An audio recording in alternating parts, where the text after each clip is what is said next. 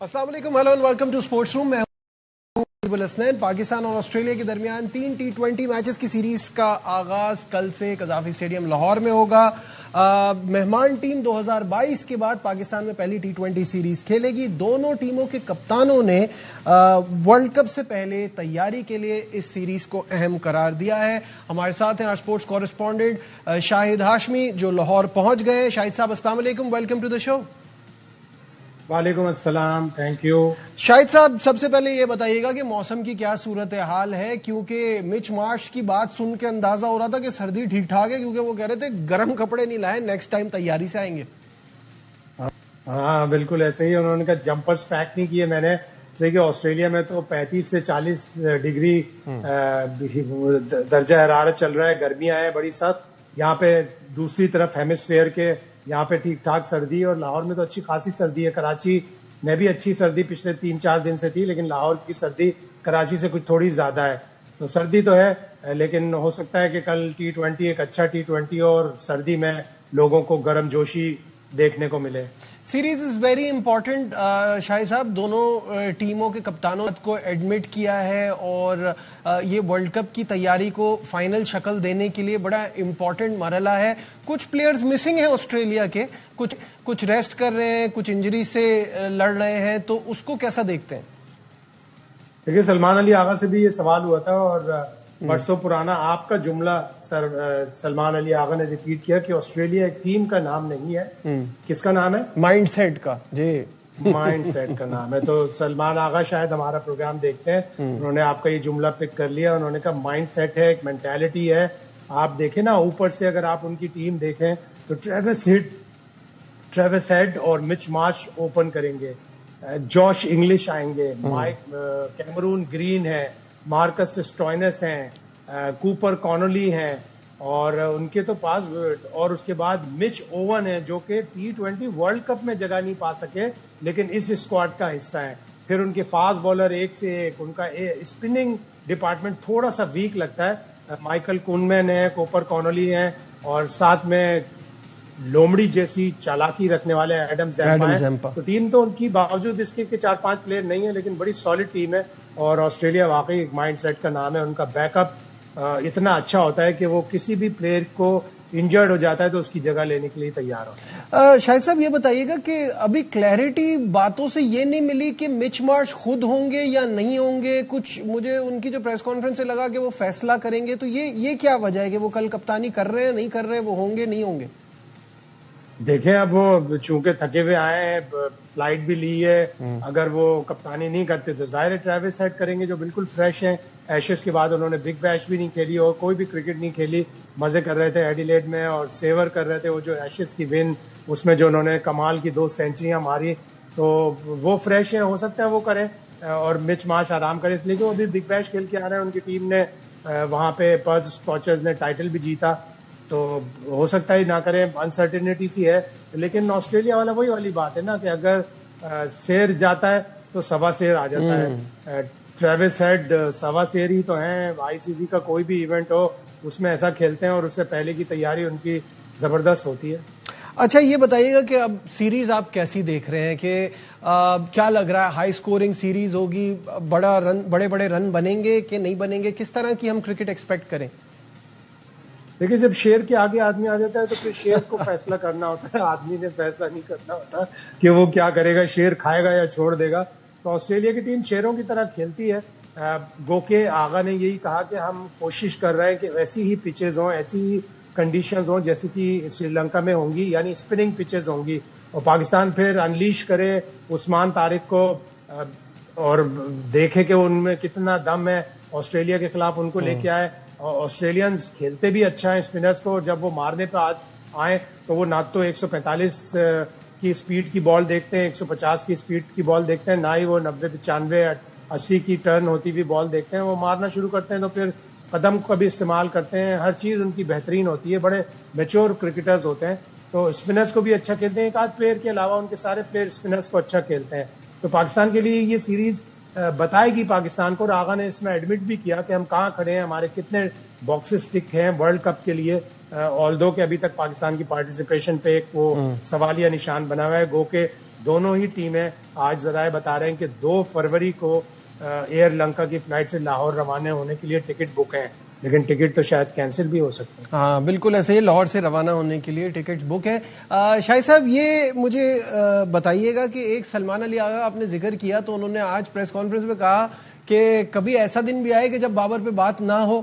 تو ظاہر ہے جب سلیکشن میں 2-3 چیزیں ایسی ہوں گی نا کہ کسی کو تو آپ نے بگ بیش کی پرفارمنس میں ٹیم میں لے لیا اور کسی کی بگ بیش کی پرفارمنس میٹر نہیں کر رہی، تو لوگ سوال تو کریں گے.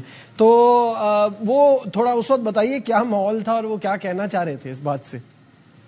ہاں تھوڑا سا ناراض ہوئے وہ کہ بابر اعظم پہ ہر پریس کانفرنس میں سوال ہوتا ہے. بابر اعظم ایک بڑا اسٹار پلیئر ہے، وہ اچھا کھیلے گا تب بھی اس کا تذکرہ ہوگا، وہ اچھا نہیں کھیلے گا تب بھی اس کا تذکرہ ہوگا، وہ سلو اسکورنگ ریٹ سے کھیلے گا تب بھی تذکرہ ہوگا، کل سینیارٹی میچ میں اس نے بڑا تیز بیٹنگ کی تب بھی اس کا تذکرہ. وہ تو ایک اسٹار پلیئر ہے، اس کا تذکرہ ہوگا. اس کی بہت سی چیزیں ڈسکس ہوتی رہتی ہیں میڈیا میں بھی، اور جب بھی کوئی ہوتا ہے سوال ان کا کوشچن بھی ہوتا ہے. لیکن بابر اعظم کے ساتھ ساتھ آج میں نے بھی اپنا ایک سوال کلیئر کر لیا آغا سلمان سے. پریس کانفرنس کے بعد میں نے انہیں کہا کہ بھائی یہ جو نمبر 2 ٹیم والا قضیہ ہے نا، کہ میں نے افغانستان کو نمبر 2 ٹیم نہیں کہا تھا، یہ کہا تھا کہ T20 ورلڈ کپ 2024 میں ان کی ٹیم نے نمبر 2 فنش کیا تھا.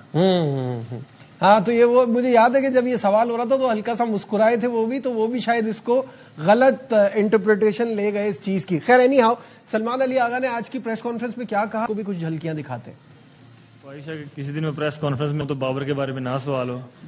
مطلب اور بھی 14 لوگ ہیں ٹیم میں، اور بھی بیٹسمین ہیں، ان کے بارے میں بھی سوچیں، ان کے بارے میں بھی بات کیا کریں. مجھے لگتا ہے کہ ہم اپنی بیسٹ کرکٹ کھیلیں، اپنی پوٹینشیل پہ کھیلیں تو ہمارے پاس چانسز ضرور ہیں کہ ہم ان کو یہ سیریز ہرا سکتے ہیں. ہمارے پاس اسپنرز الحمدللہ کافی اچھے ہیں اور ہم نے ہر چیز کا پلان کیا ہوا ہے. عثمان کا بھی پلان کیا ہوا ہے اور انشاءاللہ تعالیٰ کوشش کریں گے چیزیں اگر ساری پلان کی طرف گئیں تو وہ ایک ایسے بالر ہیں جو آپ کہہ سکتے ہیں کہ ٹرمپ کارڈ ہو سکتے ہیں. یہ تھے سلمان علی آغا. مچل مارش کا کیا کہنا تھا، آئیے آپ کو وہ بھی دکھاتے ہیں. With our planning and our thinking of how we're going to attack the spin, we'll assess the conditions hopefully as quickly as possible tomorrow to see what the wicket does, but we look forward to that challenge. Yes, I must admit I didn't pack too many jumpers. I wasn't aware that Pakistan got this cold, so I'll know for next time. شاہد صاحب یہ تو بات ہو گئی series کے حوالے سے، کچھ P S L کا بھی ذکر کر لیتے ہیں آپ کی موجودگی کا فائدہ اٹھاتے ہوئے. پی سی بی نے مقامی کھلاڑیوں کی جو کیٹیگریز ہیں وہ رینیو کر دی ہیں اور 5 کیٹیگریز میں 89 کھلاڑی تقسیم ہیں. ہر ٹیم 4 کھلاڑیوں کو برقرار رکھ سکے گی. آکشن 11 فروری کو ہے. تو شاہد صاحب یہ بتائیے گا یہ جو پلیئر ریلیز کرنے والا مرحلہ ہے کچھ فرینچائز کے لیے تو بڑا مشکل ہو جائے گا، کس کو رکھیں کس کو نہ رکھیں. انڈرسٹینڈیبل کہ آپ نے ظاہر ہے جو 2 نئی ٹیمیں ان کو بھی کھلاڑی دینے ہیں، تو یہ آسان نہیں ہے مرحلہ. کیسا دیکھتے ہیں اس کو؟ مشکل ہوگا، لیکن 8 کے 8 فرینچائز کے پاس بڑے دماغ ہیں. جس طرح وہ ڈرافٹنگ میں اپنے پلیئر سلیکٹ کرتے تھے اور ہر ٹیم اپنی یہ بنیاد پر اپنی استعداد پر ایک اچھی اسکواڈ اچھا ٹیم سلیکٹ کرتی تھی. تو اس دفعہ بھی یہی ہوگا، آپ کو 1-2 پلیئروں کو چھوڑنا پڑے گا اور ہر کیٹیگری سے چھوڑنا پڑے گا. تو ان پلیئروں کی بجائے آپ دوسرے پلیئر ٹارگٹ کریں گے. ان پلیئرز کو بھی آپ آکشن میں ٹارگٹ کر سکتے ہیں کہ دوبارہ واپس لے لیں. تو اب یہ جو 8 ٹیموں کے 8 بلکہ ہر ٹیم میں 3-4 دماغ تو ہوں گے، 32, 40, 50 دماغ ایک ساتھ بیٹھیں گے آکشن میں، پہلے سے اپنی پلاننگ کریں گے. بہت سے لوگ تو اپنی ٹیم میں پہلے سے لکھ کے رکھتے ہیں کہ ہمیں یہ پلیئر ٹارگٹ کرنا ہے اور ریپلیسمنٹ بھی ٹارگٹ کرنا ہے کہ اگر یہ نہ ملے تو وہ لے لیں اور وہ نہ ملے تو وہ لے لیں. اس طرح کر کے بیٹھتے ہیں. تو امید یہی ہے کہ اچھے سارے بیلنس اسکواڈ 8 کے 8 سلیکٹ ہوں گے. فورن پلیئرز بھی اچھے آنے والے ہیں. 3 فروری تک رجسٹریشن کی ڈیٹ ہے، تو اچھے ناموں کی بھی توقع سب لوگ کر رہے ہیں کہ پی ایس ایل اب بڑا ہوا ہے تو اس میں اچھے بڑے نام بھی آئے تاکہ ہمارا مقابلہ بھی بڑھے ان فرینچائز ٹیموں کے درمیان پی ایس ایل میں اور ہماری پی ایس ایل مزید گرو کرے. جیسے میں دیکھ رہا ہوں نا ٹیمز لائک کراچی کنگ تھوڑا ان کے لیے ریلیٹیولی آسان ہے کہ آپ کے پاس پلیٹینم میں جیسے حسن علی ہے، زیادہ اتنے آپشن سے آپ کو لڑنے کی ضرورت نہیں ہے. جیسے لاہور قلندر کو میں دیکھ رہا ہوں، فخر زمان ان کی آئیڈینٹی ہے، شاہین شاہ افریدی ان کے کپتان ہیں، حارث رؤف اگین ایک اندر آئیڈینٹی. تو ان میں سے ایک کو برقرار رکھنا، 2 کو ریلیز کرنا. پھر پشاور زلمی بابر اعظم کو رکھتا ہے تو ان کو سائم ایوب کو چھوڑنا پڑے گا. اسی طرح یہ جو وہ ہے نا بڑا مشکل بھی ہے جیسے آپ نے کہا اور ایکسائٹنگ بھی ہے پروسیس. چیلنجنگ ہوگا ظاہر ہے ہر فرینچائز کے لیے کہ اپنے کون سے پلیئر کو چھوڑ کے کون سے پلیئر کو پھر آکشن میں لیں. لیکن جیسا میں نے کہا کہ ایکسپرٹس بیٹھے ہیں, وہ پہلے سے پلاننگ کر رہے ہیں, بلکہ آلریڈی انہوں نے پلاننگ شروع کر دی ہوگی کہ ہمیں کس پلیئر کو ریلیز کرنا ہے, کس پلیئر کو ریٹین کرنا ہے, اور پھر کس پلیئر کو آکشن میں ہمیں ٹارگٹ کرنا ہے. تو ہو جائے گا. ایک آدھ پلیئر تو ظاہر ہے اوپر نیچے ہوگا آپ کو وہ ساری چیزیں, وہ ساری تمنائیں پوری نہیں ہوں گی جو آپ اپنی تمنائیں پہلے پوری کرتے ہیں ڈرافٹ سسٹم میں. بالکل صحیح بات ہے. چلتے چلتے شاہد بھائی سے آخر میں ہم بات کریں گے ہمارے ٹوئنکل ٹوئنکل لٹل سٹارز کے حوالے سے. لٹل سٹارز نے بڑی شاندار پرفارمنس دی انڈر 19 ٹیم نے اگینسٹ نیوزی لینڈ. کیا زبردست بالنگ رہی, 110 رن پہ آؤٹ کر دیا اور وہ ٹارگٹ اتنی آسانی سے چیز بھی کیا. شاہد صاحب, علی رضا کی 3 وکٹیں, عبد السبحان کی 4 for 11 اور سمیر بناس تو ہے ہی سپر سٹار. تو سب کی اتنی شاندار پرفارمنس, بٹ اصلی امتحان اتوار کو یعنی 1 فیب کو ہے. کیسا دیکھتے ہیں؟ دیکھیں جتنی جاندار یہ وائس اوور تھی بٹ صاحب کی, اتنی جاندار پاکستان کو پرفارمنس دینی پڑے گی انڈیا کے خلاف میچ میں. لیکن 30 جنوری کو پاکستان کو پتہ چل جائے گا کہ ہم اس جونیئر ورلڈ کپ میں کہاں کھڑے ہیں. جب انگلینڈ اور نیوزی لینڈ کا میچ ہوگا تو سارے پلیئر گراؤنڈ میں جائیں اور وہاں دعا مانگیں, نیوزی لینڈ کے لیے نعرے لگائیں کہ اللہ کرے نیوزی لینڈ انگلینڈ کو بڑے مارجن سے ہرا دے. اس لیے کہ انڈیا کا نیٹ رن ریٹ تو ہمیں چھونے کے لیے شاید 150-200 رن سے انڈیا کو ہرانا پڑے گا, جو کہ ذرا بہت مشکل ہے. تو انڈیا سے ہم صرف جیت جائیں اور انگلینڈ کے لیے دعا کریں کہ اللہ میاں فرنگیوں کو دوسرے فرنگیوں کے ہاتھوں شکست دے. ٹھیک ہے, بہت بہت شکریہ. شاہد ہاشمی ساتھ تھے. یہاں وقت ہو گیا ایک بریک کا, کہیں مت جائیے گا, پروگرام میں ابھی بہت کچھ باقی ہے. Will be right back.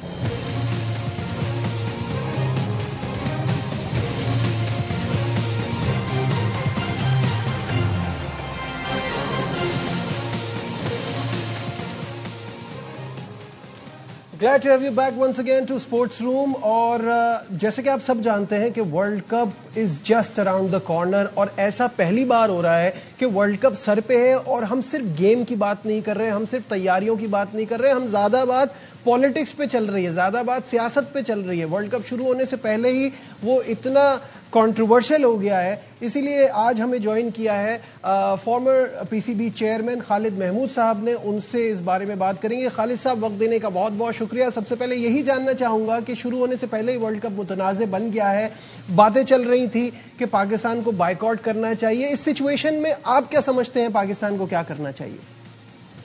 میں سمجھتا ہوں کہ بہت اچھا اور اہم موقع ہے پاکستان کو اس وقت اس اصولوں کی جنگ میں بنگلہ دیش کے ساتھ کھڑا ہو جانا چاہیے.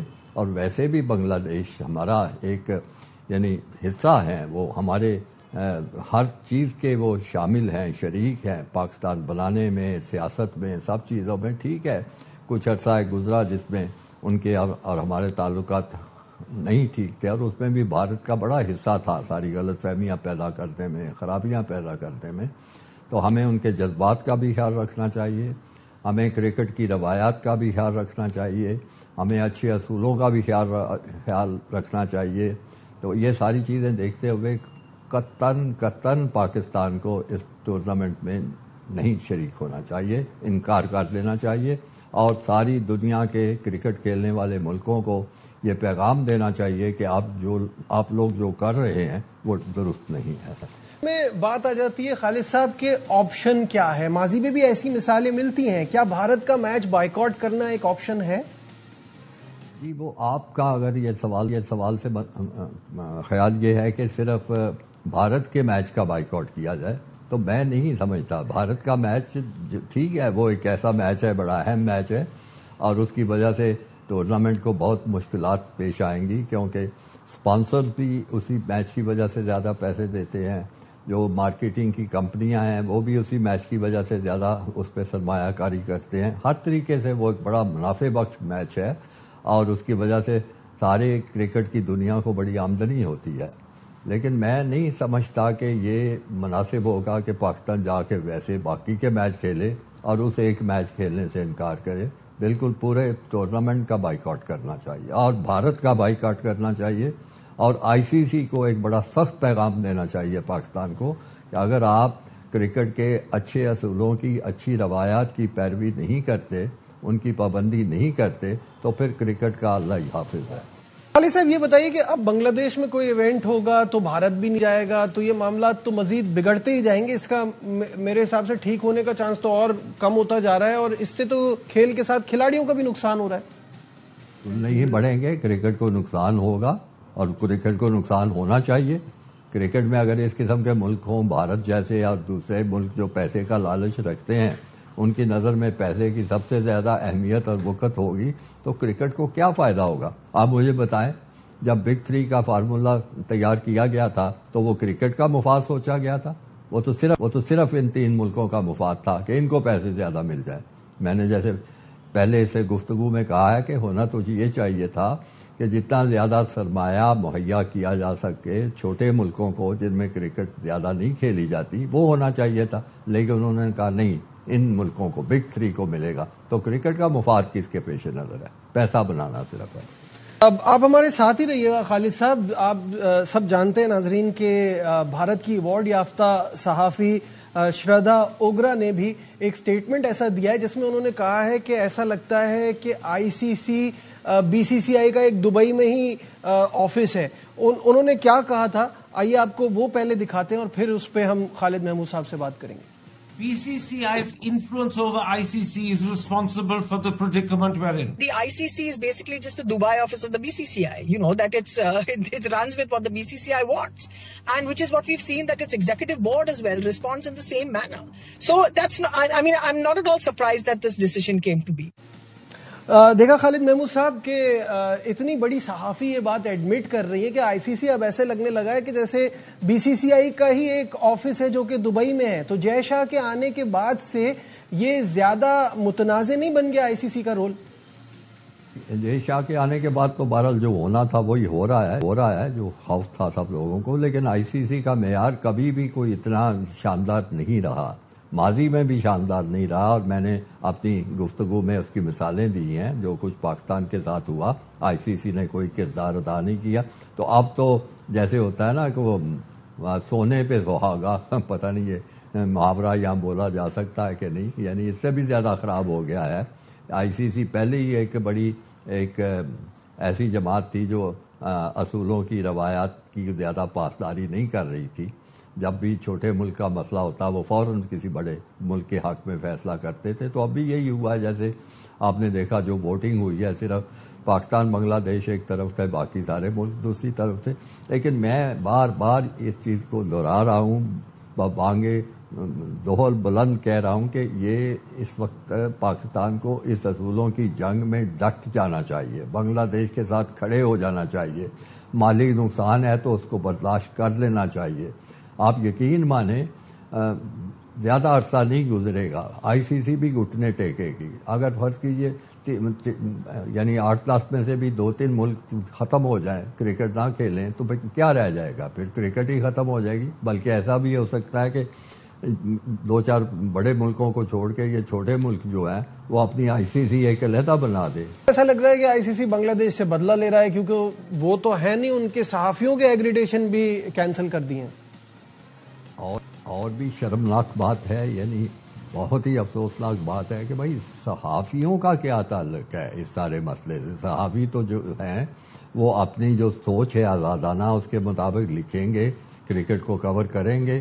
تو ان کے ویزے یا ان کی جو بھی آپ کہہ رہے ہیں جو ایکریڈیٹیشن ہوتی ہے وہ ختم کر دینا، اس سے زیادہ افسوسناک بات ہو کوئی نہیں سکتی.